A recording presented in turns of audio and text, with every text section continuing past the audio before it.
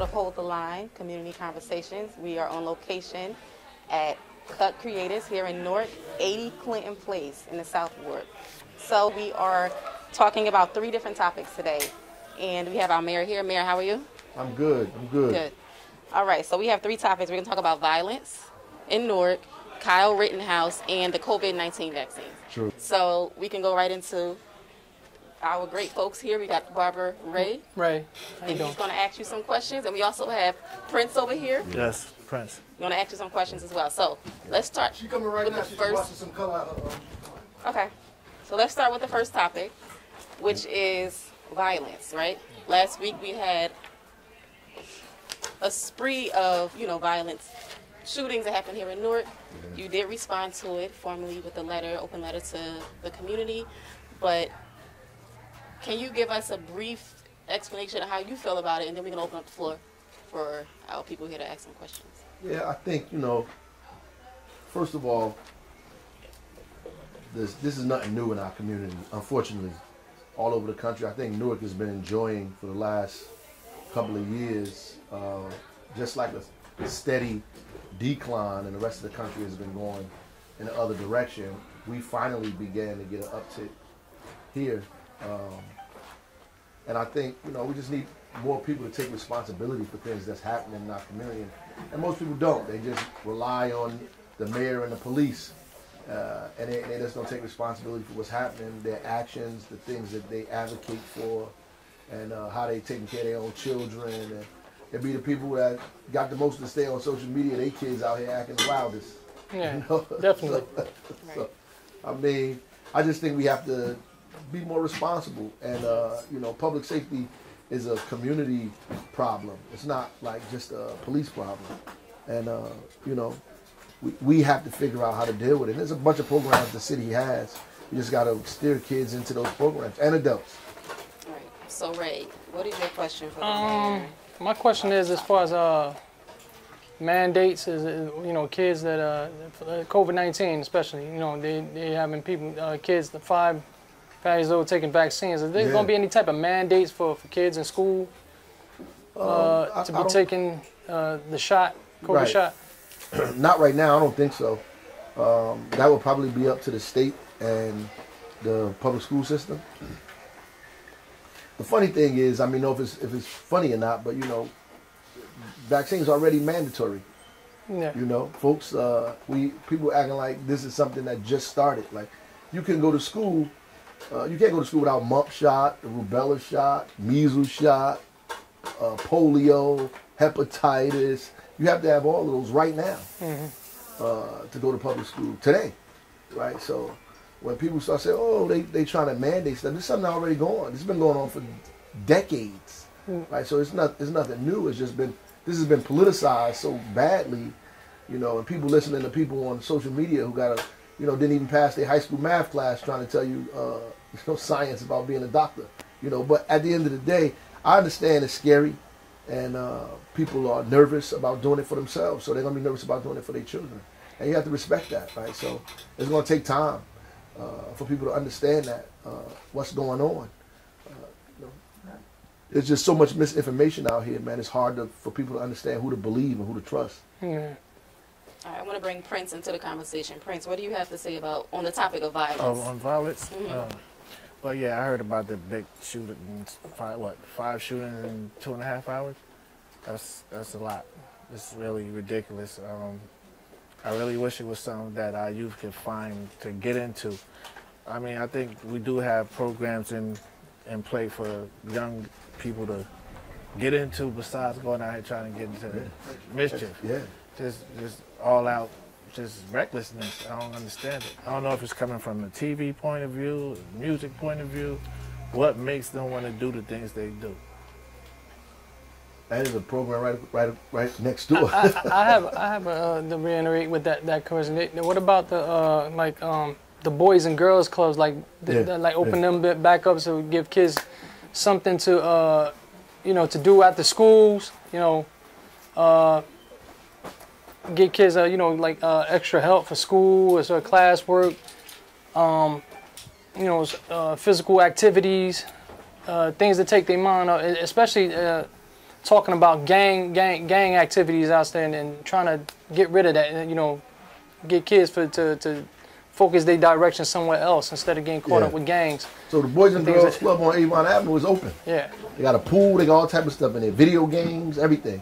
I mean, every recreation center does a Center of Hope after school programming for young people, where they also do video games, homework help, and stuff all over the city. I think part of the problem is the interest. Like, kids are not pushed in that direction. Like, when we was younger, you know, it was all this stuff happened when we was younger as well. We just had parenting, but other adults in our community who pushed us in other directions, exactly, who steered us to other things, who forced us to go to stuff that we didn't want to go to, and now you're an adult, you're glad that they did it, you know? Even if you fell off here and there, you come back to what the adults was telling you and teaching you when you was a kid, you know? Because there's a lot of programs out here, man. You got the Student Center, even on Broadway. They got, you know, computers, you know, sound studio, all type of stuff going on in there. So it's a lot of stuff, and sometimes kids might not know about it in their hood, but you so insulated in your neighborhood, you know what I'm saying? And you so like stuck in your block, in your community, that mentality. You don't want to venture out and do the things that other people are doing unless somebody pull your hand and be like, you know, let's go over here and get this parents done. Parents don't broaden their horizons or open their mind up to different things because they so, like you said, stuck with what's going on right there. And there's a whole broader world out here. Social media. Exactly. Yeah, so basically, is there anything that we could do to get them to feel like they're experiencing social media, TV life, hip hop life, because that's what they want to live. That's what they want. Besides out here creating a reality that's really detrimental to the health. We can't get kids to play baseball and football and all that like we did. I used to walk all the way over here to Weekway Park, the Lions Avenue, to play in Southwell Little League. Yeah. You know, that was huge to pay for the Little League. Yeah. Yeah, that was big. Kids they just not interested in that no more. Right. So let's move on to the next topic. Great conversation. I'm loving what's happening right now. So let's talk about Kyle Rittenhouse. So a jury found on this past Friday, November 19th, the jury found Kyle Rittenhouse not guilty on all charges related to the shooting that happened on August 25th in 2020. He shot and killed 2 protesters and injured 1, right? So he was found not guilty of all charges. So what is everyone's take on that? Do you have any questions about it? Do you want to make a comment towards the mayor about it? Me personally, I think the justice system is failure in the justice system right there. As far as, you know, a guy walking around with, what he had, an AR-15, was it AR-15? An assault rifle, that you run around with an assault rifle in the middle of the street, something that you use for war, you know, the military type stuff to go, and you premeditated. Yeah, exactly. You can come over here. 100%. I remember. Come on. 100%. I know you had a comment earlier. And he was 17. Yes, and he's not equipped as far as he was supposed to have no gun. Exactly. Yeah, he was a minor. It was a minor, and like I said, the justice system failed us as far as, you know, what's the word? As a community in whole, period. But, you know, there's because of white privilege. You know? Yeah, that's right. If I had that AR-15, I would have been locked up. Yeah, so would I. Being a Hispanic, Right. they probably gave me a life sentence already. I think they should charge the mother as well. Oh, absolutely. The mother for driving him to another city.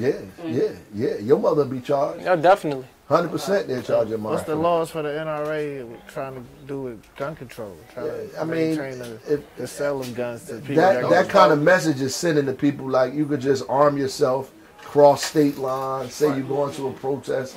You a kid, you ain't supposed to have no gun. Right, the mother should be held responsible. Held accountable for that, exactly. And he killed people. He killed 2 people. Yeah, he killed 2 people. He killed parents responsible when the kids don't go to school. Type of accountability. 2 unarmed people. Okay, question. The people that he killed, is there like the state or anything that's going to, you know, get restitution for that, or, you know, some type of... I don't know. That's a good question. I think the parents are going to have a civil suit because they they can't get nothing from him because basically they're not going to get any justice. They're not getting no justice for that. You can't try him anymore either. Exactly. Yeah, it's double jeopardy. Yeah. So the shooting was racial provoked? It wasn't racial movement because the 2 protesters were white. Well, they were protesting Black Lives Matter, and there was a black guy who was shot, and he was shot and he became paralyzed. So they were protesting in his honor. I forget the name Jacob Blake. Yeah, Jacob Blake. Yeah, Jacob Jacob Blake. Blake. Jacob So Blake. they were gathering, you know, for that purpose, and this guy, I feel like it was probably racially motivated because what else will bring you to a protest in another city, you know?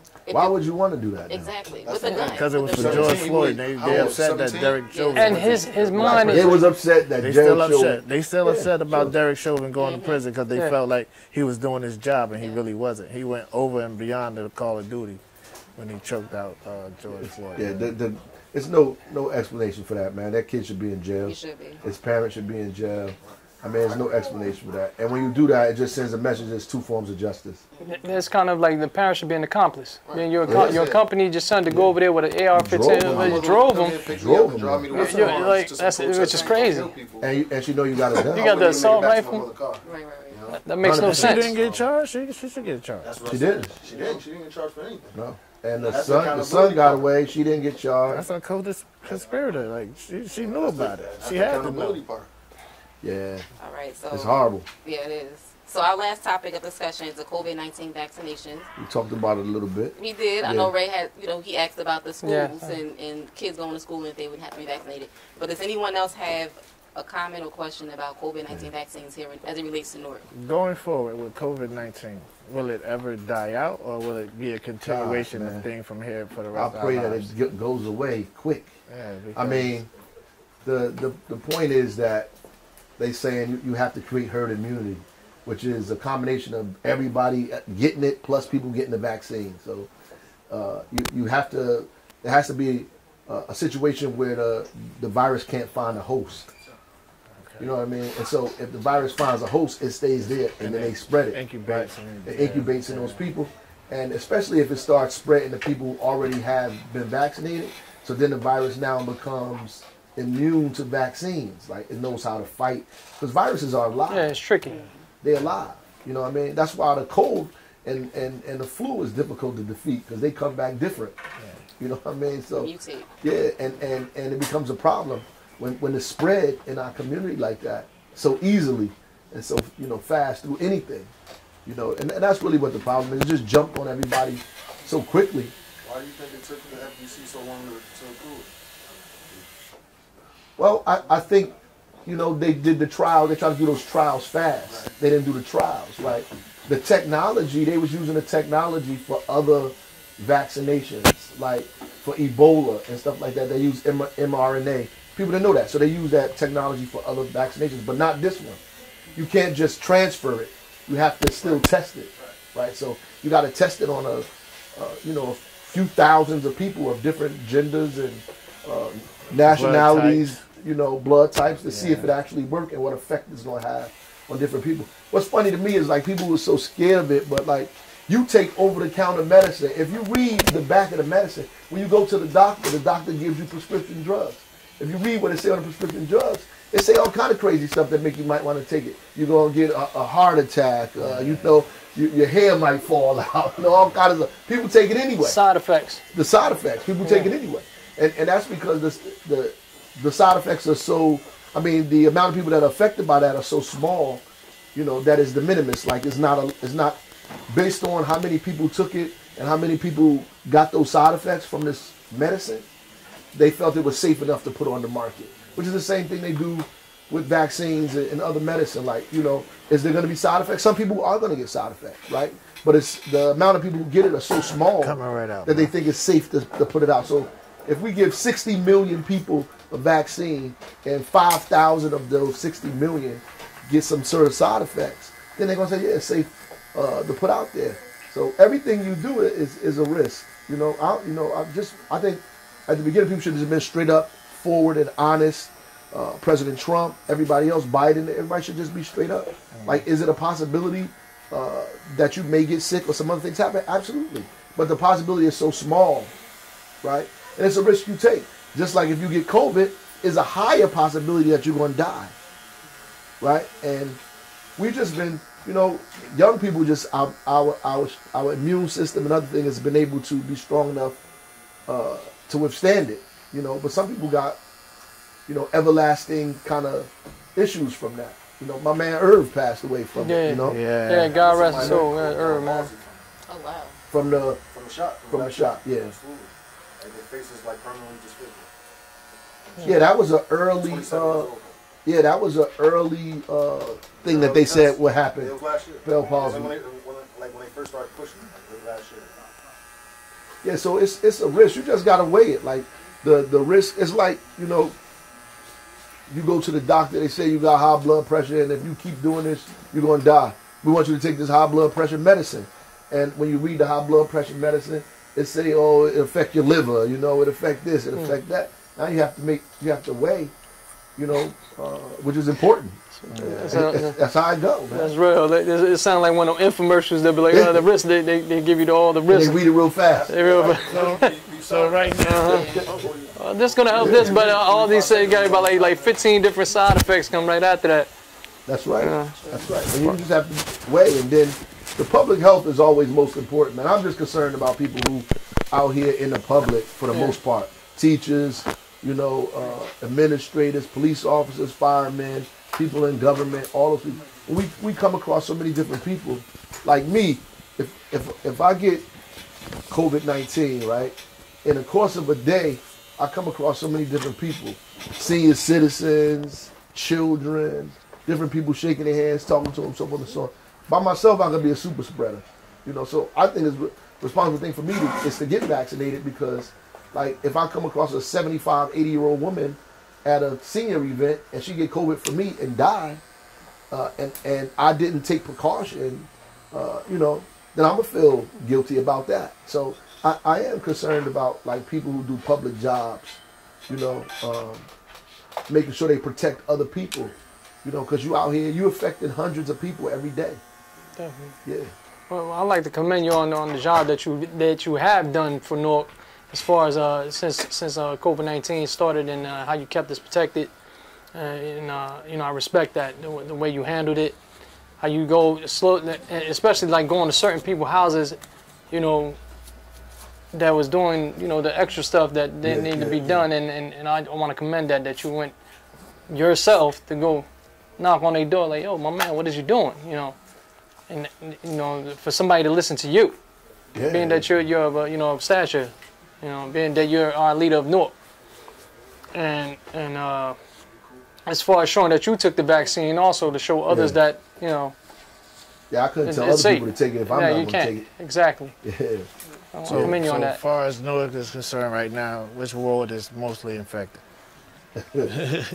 Well, I think all of us are pretty low right now throughout the city.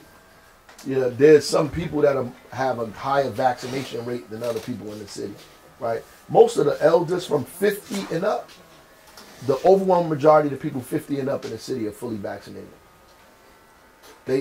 So the elders in our community ain't playing no games.